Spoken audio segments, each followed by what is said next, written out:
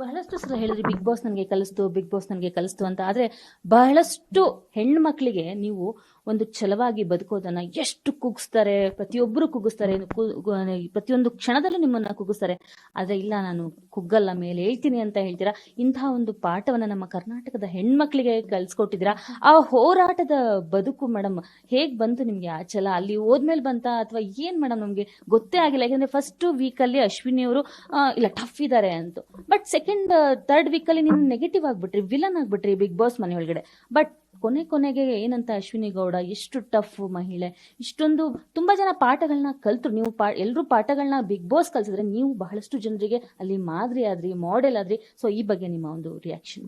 Thank you madam. ಇವೆಲ್ಲ ಅನಿರೀಕ್ಷಿತ. ಯಾಕೆ ಅಂತಂದ್ರೆ ನಿಮ್ಮ ಲೈಫಲ್ಲಿ ಹೇಗೆ ಏನೇನು ಆಗುತ್ತೆ ಅಂತಾನೆ ಗೊತ್ತಿಲ್ಲ. ಏನೋ ಮಾಡಕ್ ಹೋಗ್ತೀವಿ ನಾವು, ಹುಡುಗಾಟಿಕೆಯಿಂದ ಏನೋ ಮಾಡಕ್ ಹೋಗ್ತೀವಿ, ಬಟ್ ಅದು ತುಂಬಾ ಸೀರಿಯಸ್ ಆಗ್ಬಿಡತ್ತೆ.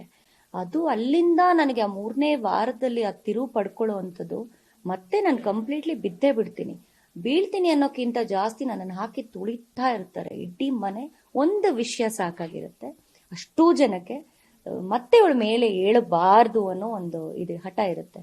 ಬಟ್ ಆದ್ರೂ ನಾನು ತುಂಬಾ ಅವ್ರಗಳ ಜೊತೆಯಲ್ಲಿ ಬೆರೆಯುವಂತ ಪ್ರಯತ್ನ ಮಾಡ್ತೀನಿ. ನಾನು ಹೀಗಲ್ಲ, ಏನೋ ಆಗಿದೆ ಅಂತ ಹೇಳೋ ಪ್ರಯತ್ನ ಮಾಡ್ತೀನಿ. ಬಟ್ ಯಾರು ಅದನ್ನು ಒಪ್ಕೊಳ್ಳೋದಿಲ್ಲ. ತುಂಬಾ ದೊಡ್ಡ ಮಹಾ ಅಪರಾಧ ಮಾಡಿದೀನಿ ಅನ್ನೋ ತರ ಬಿಂಬಿಸ್ತಾರೆ ಇಡೀ ಮನೇಲಿ.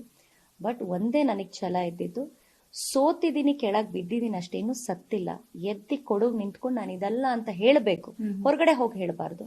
ಬಿಗ್ ಬಾಸ್ ಮನೇಲಿ ನಾನು ಸಾಧಿಸ್ಬೇಕು. ಬಿಗ್ ಬಾಸ್ ಮನೇಲಿ ನಾನು ಸಾಧಿಸ್ದೆ ಹೊರಗಡೆ ಬಂದ್ಬಿಟ್ರೆ ನಾನು ಸೋತಂಗೆ ಅರ್ಥ. ಹಾಗಾಗಿ ನನಗೆ ನಾನೇ ಧೈರ್ಯ ತಂದ್ಕೊಂಡೆ, ನನಗೆ ನಾನೇ ಬುದ್ಧಿ ಹೇಳ್ಕೊಂಡೆ, ಎಲ್ಲವನ್ನ ಕರೆಕ್ಟ್ ಮಾಡ್ತಾ ಬಂದೆ. ಬಟ್ ಇಲ್ಲಿ ನಾನು ಈ ಮುಖಾಂತರ ನಾನು ಸ್ಪೆಷಲ್ ಥ್ಯಾಂಕ್ಸ್ ಸುದೀಪ್ ಅಣ್ಣನ್ಗೆ ಹೇಳಬೇಕು. ಬಿಕಾಸ್ ನಮಗ್ ಹೊರ ಜಗತ್ತಿನ ಒಂದು ಇಷ್ಟೂನೂ ನಮಗೇನು ಗೊತ್ತಿರಲ್ಲ. ಒಂದು ಪದ ಆಗ್ಲಿ, ಒಂದು ಸೆಂಟೆನ್ಸ್ ಆಗ್ಲಿ ಎಷ್ಟು ಪರಿಣಾಮ ಬೀರ್ತಾ ಇರತ್ತೆ ಒಳಗಡೆ. ಬಟ್ ಪ್ರತಿ ವಾರ ಅವ್ರು ನಮ್ಗೆ ತುಂಬಾ ಸೂಕ್ಷ್ಮವಾಗಿ ಹೇಳೋರು, ನೀವು ಈ ರೀತಿ ಅಲ್ಲ, ಈ ರೀತಿ ಇರಬೇಕು, ಈ ರೀತಿ ಆಗ್ತಿದೆ. ಇವ್ರು ಯಾರಿಗೆ ಹೇಳಿದ್ರು? ನನಗೆ ಹೇಳಿದ್ರ, ಬೇರೆಯವ್ರಿಗೆ ಹೇಳಿದ್ರ? ಇವೆಲ್ಲ ಸೂಕ್ಷ್ಮವಾಗಿ ಅರ್ಥ ಮಾಡ್ಕೊಂಡು ಆಟನ ಬದಲಾಯಿಸ್ದೆ ನಾನು. ಸೊ ಆಟನ ಬದಲಾಯಿಸಿದೆ ಅಂದ್ರೆ ನಾನು ನೋಡೋ ದೃಷ್ಟಿಕೋನ ಬದಲಾಯಿಸಿದೆ, ನನ್ನನ್ನು ನಾನು ಬದಲಾಯಿಸ್ಕೊಳ್ಳಿಲ್ಲ. ಅಲ್ಲಿಂದ ಒಂದೊಂದು ಚೇಂಜಸ್ ಕಾಣ್ತಾ ಹೋಯ್ತು. ಸೊ ನೀವ್ ಹೇಳ್ದಾಗೆ ಉತ್ತಮ ಅಂತ ಇಡೀ ಮನೆ ನನಗೆ ಕೊಡುತ್ತೆ ಎಂಡ್ 16ನೇ ವಾರದಲ್ಲಿ. ಸೊ ಅದಕ್ಕಿಂತ ಬದಲಾವಣೆ ಇನ್ನೇನು ಅನ್ನೋದು ನನಗೆ ಗೊತ್ತಿಲ್ಲ. ಡೇ 1 ಇಂದ ಏಕಾಂಗಿ ಹೋರಾಟ ಅಂದ್ರೆ 24 ಕಂಟೆಸ್ಟೆಂಟ್ಸ್ ಅಲ್ಲಿ ಏಕಾಂಗಿಯಾಗಿ ಹೋರಾಡಿದ್ದು. ಅಂದ್ರೆ ಯಾರು ಸಂತೈಸೋರಿಲ್ಲ, ನೀನು ಸರಿ ಮಾಡ್ತಿದ್ಯಾ, ತಪ್ಪು ಮಾಡ್ತಿದ್ಯಾ, ಏನು ಹೇಳೋರೇ ಇಲ್ಲ. ನೀವು ಅಂದ್ರೆ ಅಷ್ಟೊಂದು ಮೈಕೈ ಎಲ್ಲ ನೋವಾಯ್ತು, ಟಾಸ್ಗಳಲ್ಲಿ ರಕ್ತ ಬರೋ ತರ ಆಯ್ತು, ಆದ್ರೂ ನಿನ್ನ ಸಮಾಧಾನ ಮಾಡೋರಿಲ್ಲ. ಕೆಲವೊಂದು ಸಲ ಏನಾಯ್ತು ಅಂದ್ರೆ ಊಟ ಮಾಡ್ದ ಅಂತ ಕೇಳೋರು ಸಹ ಇರ್ತಿಲ್ಲ. ಸೊ ಇಷ್ಟೆಲ್ಲ ಒಬ್ಬಂಟಿ ಹೋರಾಟಕ್ಕೆ ಟಾಪ್ 3 ಹೋದ್ರಿ, ಗೆಲ್ತೀರಾ ಅಂತ ಬಹಳಷ್ಟು ಜನ ಅನ್ಕೊಂಡಿದ್ರು. ಇಲ್ಲ ಅಶ್ವಿನಿ ಅವರು ಇಂತ ಒಂದು ಹೋರಾಟ ಕೊಟ್ಟಿದ್ದಾರೆ. ಶ್ರುತಿ ಅವ್ರ ಬೆಳಕ ಇವರು ಕಪ್ಪನ ಎತ್ತಿ ಇಟ್ಕೊಳ್ತಾರೆ ಅಂತಾನೆ ಹೇಳಿದ್ರು.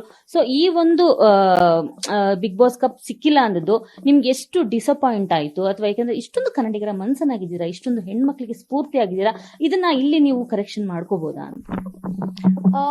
ಮೇಡಮ್ ನನಗೆ ಅದೇ ಹೇಳೋದು, ಜೀವನ ಅಂದಾಗ ಎಲ್ಲವೂ ನಾವು ಸರಿನೇ ಮಾಡ್ಕೊಂಬಂದ್ರೆ ನಾವು ಮನುಷ್ಯರಾಗಿರೋದೇ ಇಲ್ಲ. ನಮ್ಮನ್ನೆಲ್ಲ ದೇವಸ್ಥಾನದಲ್ಲಿ ಪೂಜೆ ಮಾಡ್ಬೇಕು, ನಾವೆಲ್ಲ ದೇವ್ರುಗಳಾಗ್ಬಿಡ್ತೀವಿ. ಅದಕ್ಕೆ ನಾವು ಮನುಷ್ಯರು ಅಂತ ಆಗಿರೋದು. ಮನುಷ್ಯ ಅಂದಾಗ ತಪ್ಪು ಮಾಡ್ಲೇಬೇಕು, ತಪ್ಪನ್ನ ತಿದ್ಕೋಬೇಕು, ತಿದ್ಕೊಂಡು ಮುಂದೆ ಹೋಗ್ಬೇಕು, ಅವನೇ ಮನುಷ್ಯ. ಸೊ ಅದು ನಮಗೆ ಹೊರ ಜಗತ್ತಲ್ಲಿ 100 ವರ್ಷ ಅದಕ್ಕೆ ಅವಕಾಶ ಸಿಗುತ್ತೆ, ಬಿಗ್ ಬಾಸ್ ಮನೇಲಿ 100 ದಿನ ಅವಕಾಶ ಸಿಗುತ್ತೆ. ಸೊ ತಪ್ಪುಗಳಾಗಿದೆ, ತಿದ್ಕೊಂಡಿದ್ದೀನಿ, ಬದುಕಿದ್ದೀನಿ, ಜೀವಿಸಿದ್ದೀನಿ, ಎಲ್ಲವನ್ನ ನಾನು ಮಾಡಿದ್ದೀನಿ.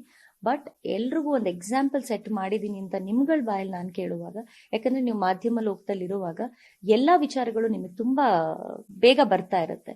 ಸೊ ನೀವ್ ಅದನ್ನ ಹೇಳ್ತಿದ್ದೀರಾ ಅಂದಾಗ ಖಂಡಿತವಾಗ್ಲೂ ನಾನು ಅದನ್ನ ತಗೊಳ್ತೀನಿ. ಅಂಡ್ ಆಲ್ಸೋ ನೀವ್ ಹೇಳಿದ್ರಿ ಕಪ್ಪನ ನೀವ್ ಎತ್ತಿ ಹಿಡಿತೀರಾ ಅನ್ನೋ ಒಂದು ಇದ್ರಲ್ಲಿದ್ರು ಅಂತ. ಹೌದು ಮೇಡಮ್, ತುಂಬಾ ಕಷ್ಟಪಟ್ಟೆ ನಾನು. ಬಿಕಾಸ್ ನಾನು ಹೇಳ್ದಂಗೆ ನನಗೆ ಬರೀ ಅದೊಂದು ಅರಮನೆ ಆಗಿರ್ಲಿಲ್ಲ, ನನಗೊಂದೊಂದು ಯುದ್ಧ ಭೂಮಿನೇ ಆಗಿತ್ತು. ಒಂಟಿಯಾಗಿ ನಾನು ಹೋರಾಟ ಕೊಟ್ಟಿದ್ದೀನಿ, ಯಾರಿಗೂ ಕೇರ್ ಮಾಡ್ಲಿಲ್ಲ. ಅಂಡ್ ಒಂದು ಇಲ್ಲಿ ವಿಚಾರ ಎಲ್ರೂ ಗಮನಿಸ್ಬೇಕು, ಯಾರು ನನ್ನ ಕೆಣಕಿದಾರೋ ಅವ್ರನ್ನ ನಾನು ಬಿಟ್ಟಿಲ್ಲ. ನಾನು ಯಾರ ಹತ್ರ ಕೆಣಕೊಂಡು ಜಗಳಕ್ಕೆ ಹೋಗ್ಲಿಲ್ಲ. ಮತ್ತೆ ನಾನು ಏಕವಚನ ಆ ಪದ ಬಳಕೆಗೆ ನಾನು ಕೊನೆವರೆಗೂ ನಾನು ಫೈಟ್ ಮಾಡಿದೀನಿ. ಬಿಟ್ರೆ ಕೆಲವ್ರಿಗೆ ಹೋಗ್ತಾ ಹೋಗ್ತಾ ತುಂಬಾ ಒಂಥರ ಜೋಕ್ ಅಂತ ಅನ್ಸ್ಬೋದು, ಯಾಕೆಂದ್ರೆ ಅವರ ವಯಸ್ಸಾಗ್ಬೋದು, ಎಕ್ಸ್ಪೀರಿಯನ್ಸ್ ಆಗ್ಬೋದು. ಬಟ್ ನಿಜ ಜೀವನದಲ್ಲಿ ಯಾರಾದ್ರೂ ಏಕವಚನ ಪದ ಬಳಕೆ ಮಾಡಿದಾಗ ಯಾರೇ ಆಗ್ಲಿ ಟ್ರಿಗರ್ ಆಗ್ತಾರೆ. ಅದು ಬಿಗ್ ಬಾಸ್ ಮನೇಲಿ ಯಾಕೆ ಆಗ್ತಿರ್ಲಿಲ್ಲ ಅನ್ನೋದು ನನಗೆ ಗೊತ್ತಿಲ್ಲ. But everybody was okay with it. But ನನಗೆ ಅದು ಆಗ್ತಾ ಇರಲಿಲ್ಲ. ಮೇ ಬಿ ನನ್ನ ಹೋರಾಟದ ಬದುಕು ಕೂಡ ನನಗೆಲ್ಲೋ ಒಂದ್ ಕಡೆ ಧ್ವನಿ ಎತ್ತುವಾಗಿ ಮಾಡ್ತಾ ಇತ್ತು. ಅದು ಒಂದು ಆಗ್ತಾ ಇತ್ತು. ಅಂಡ್ ಏಕಾಂಗಿಯಾಗಿ ನನ್ನ ಹೋರಾಟ ಇದ್ದಿದ್ದು ನಿಜ, ಒಂಟಿಯಾಗಿ ನಾನು ಹೋರಾಟ ಮಾಡಿದ್ದೀನಿ. ಗ್ಯಾರಂಟಿ ನ್ಯೂಸ್, ಸುದ್ದಿ ಖಚಿತ, ನ್ಯಾಯ ನಿಶ್ಚಿತ.